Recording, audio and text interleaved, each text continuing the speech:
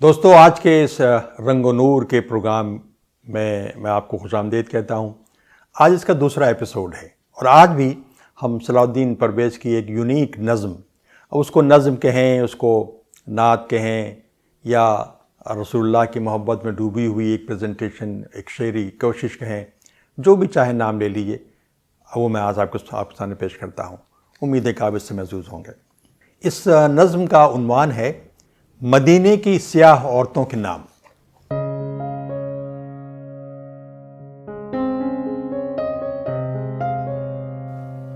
اے مدینے کی گلیوں کی نم،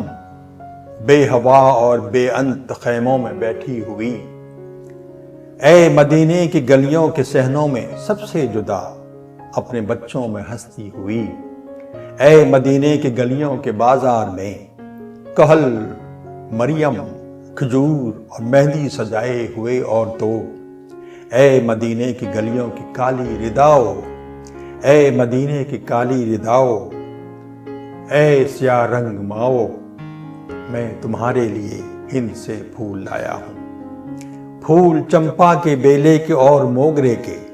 میں تمہارے لیے ہند سے پھول لایا ہوں، میں تمہارے لیے ہند سے پھول لایا ہوں۔ یہ تو سچ ہے کہ یہ پھول تم سے زیادہ تو اجلے نہیں ہیں، ان کی مہک بس ذرا دیر کی ہے، تم زلف اور تل کی طرح خوبصورت ہو، ایک گیسوؤں والے محبوب کی آنکھ میں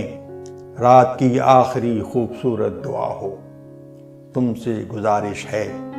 یہ پھول میرے سویکار کر لو، انہیں اپنے کانوں کے جھالے بناؤ،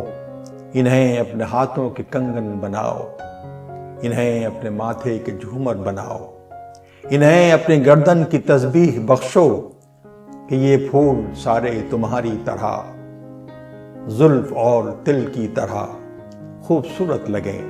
کہ یہ پھول سارے تمہارے پسینے سے مس ہو کے تم سے مہکنے لگیں۔ اور پھر میں بھی ایک شب تمہارے ہی بچے کی صورت ہمکتا ہوا، گود میں پھول کے، بیلے کے اور موگرے کے، چھپا کر کہیں گیسوؤں والے دربار میں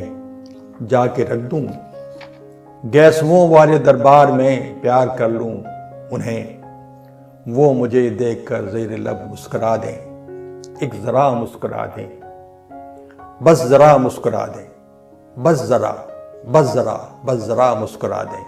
اور میں زلف اور تل کے گھنے بے پناہ ابر کے سائے میں کالی کملی میں ایک صبح کو مسکراتے ہوئے دیکھ کر صبح کے پاؤں میں اپنا سر دے کے دل کی طرح ٹوٹ کر جان دے دوں۔ میں تمہارے لیے ہند سے پھول لایا ہوں، پھول چمپا کے، بیلے کے اور موگرے کے، میں تمہارے لیے ہند سے پھول لایا ہوں، میں تمہارے لیے ہند سے پھول لایا ہوں۔